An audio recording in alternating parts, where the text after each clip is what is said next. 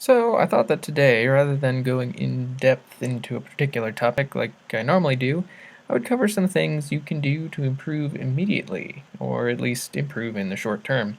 Everybody wants to get better quickly, and while these items aren't going to cause the dramatic improvement that it takes to see huge score increases, they're definitely going to help you get somewhat better. So, without further ado, let's get into 10 things you can change today that are going to help you shoot better scores.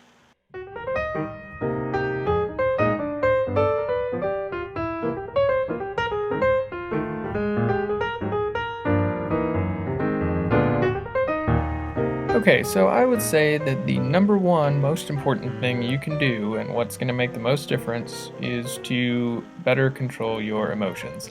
This is, of course, something we've covered before and, in fact, devoted a whole episode to back in December, but it's easy to do and can have a huge impact. If you're someone who gets angry easily on the line, get that under control. Emotions are just a state of mind, and it's your mind, so control it. And don't tell me that you can't because that's just how you are, or whatever other kind of reason you have, because those are excuses. The emotions you feel while shooting can be replaced with other, more positive ones, and when you decide to start doing this, your scores are just going to go up. That's just how it works. So, controlling your emotions, the number one immediate thing you can do to improve your scores today. Moving right along to number two, which is ways to limit motion. Now, this is a bit of an unusual topic compared to what we often talk about on this show, but it, of course, has to do with actual shooting technique. Now, I consider myself to be a pretty good standing shooter, so I'm going to give you two little suggestions here to improve your standing. First is to make sure you keep your offhand stand very close to you. In other words, you want to limit your movement as much as possible between when you're in position aiming at the target and when you have it on the stand. The second part is that once you set your hips, line them up with the target and shift them forward, once you do that, you want to pretty much keep them there. Maybe every 10 shots or so, you can bring them back and move about just to stretch out. But once you set your hips, you pretty much want to leave them set. The whole idea between these two little things is to limit your movement and to limit variation that you bring into your position. So keep it as small and limited as possible in between your shots, and this is going to help with your consistency. Tip number three has to do with life habits, specifically what you eat and drink. Shooting may not be in the same category as the really physically demanding sports like maybe swimming or track and field, but it is a physical task and requires fine motor control as well as mental endurance. And if you don't think what you eat and drink doesn't affect those things, you need to think again. Limit your sugar and caffeine intake to reasonable levels, try to eat a balanced diet, all of those things, don't smoke. Be responsible when it comes to things like this and try to fuel your body with good nourishment on a regular basis. Get into the habit of eating right and staying hydrated all the time when you get to the range, and it's going to help. Another piece of this tip is to eat right for your specific practice or competition.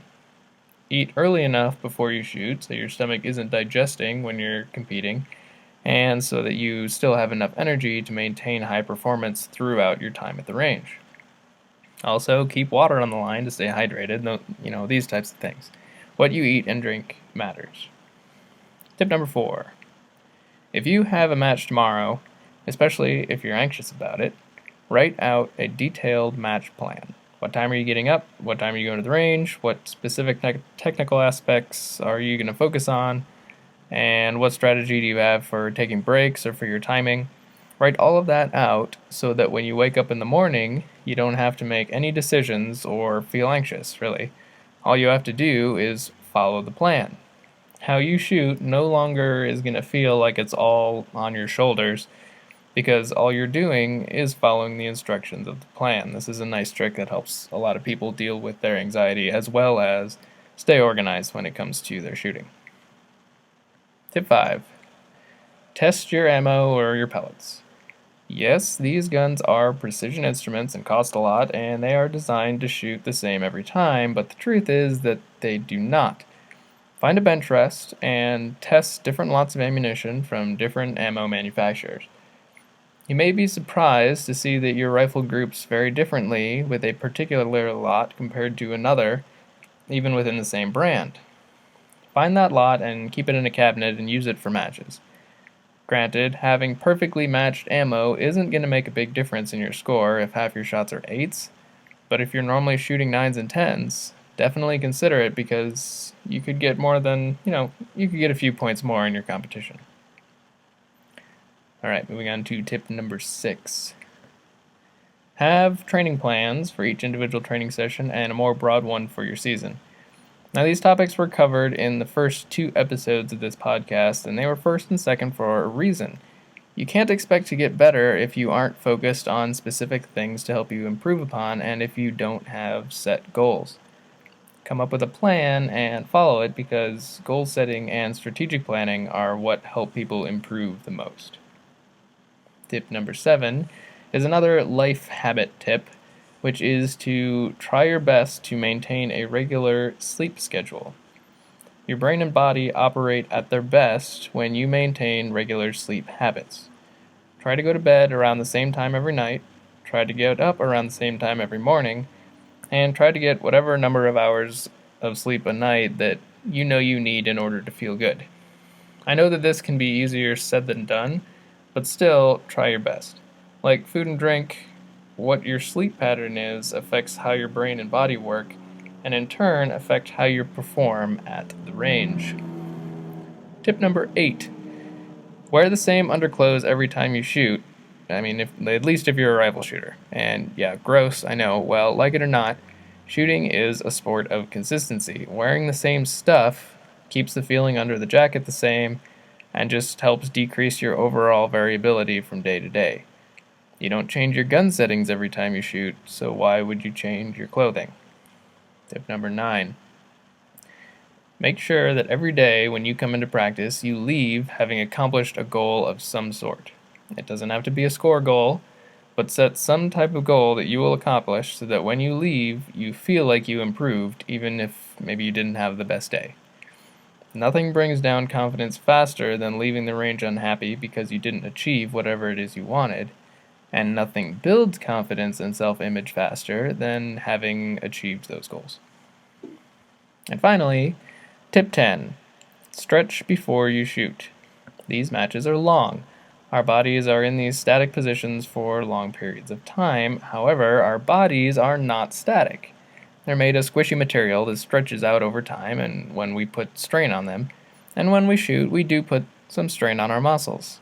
If you don't stretch, what happens is that you may feel really good for the first 10 shots or so, but then you'll notice that your position is starting to settle and it isn't working quite as well anymore. This is mostly because your muscles are stretching out.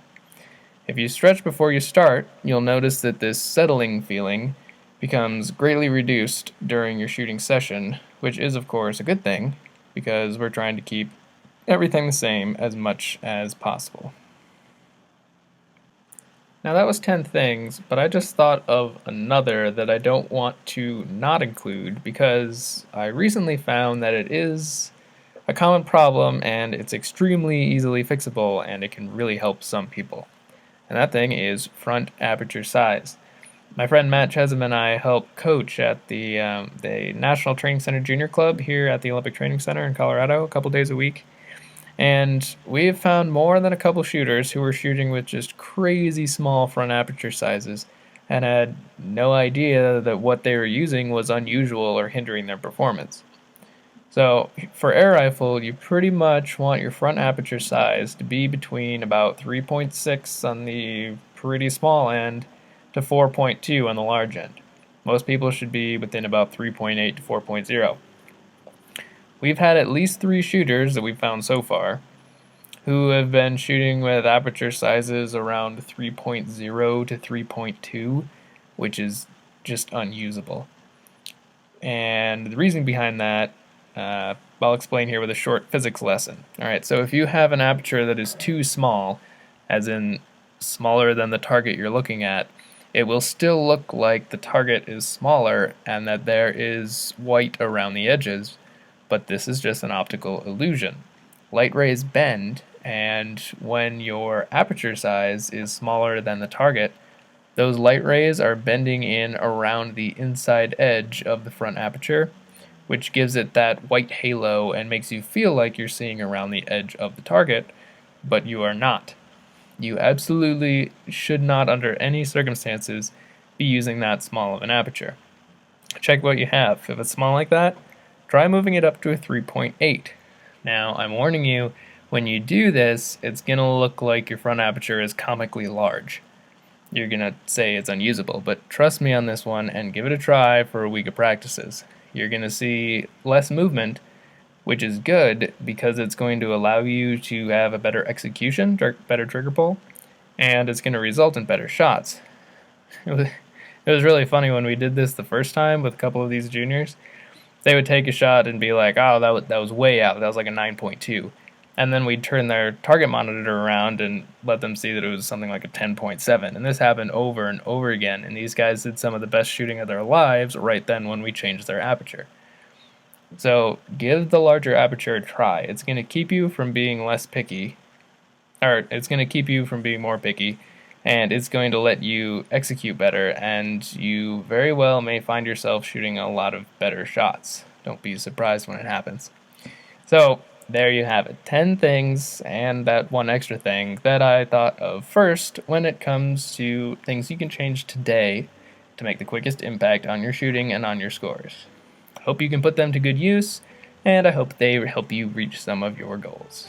If you have any comments or questions that you would like answered or potentially featured on an upcoming episode, please send me an email at olympicshootingpodcast@gmail.com, and I'll get back to you as soon as I can. Also, if you'd like to donate to support this show and me in my effort to make the 2016 Olympic team, please head on over to paypal.me/Ryan's Shooting Podcast, and you'll be able to do that. And thank you so much to those who have already done so. I really appreciate your generosity. Thanks so much for listening. Talk to you all next week.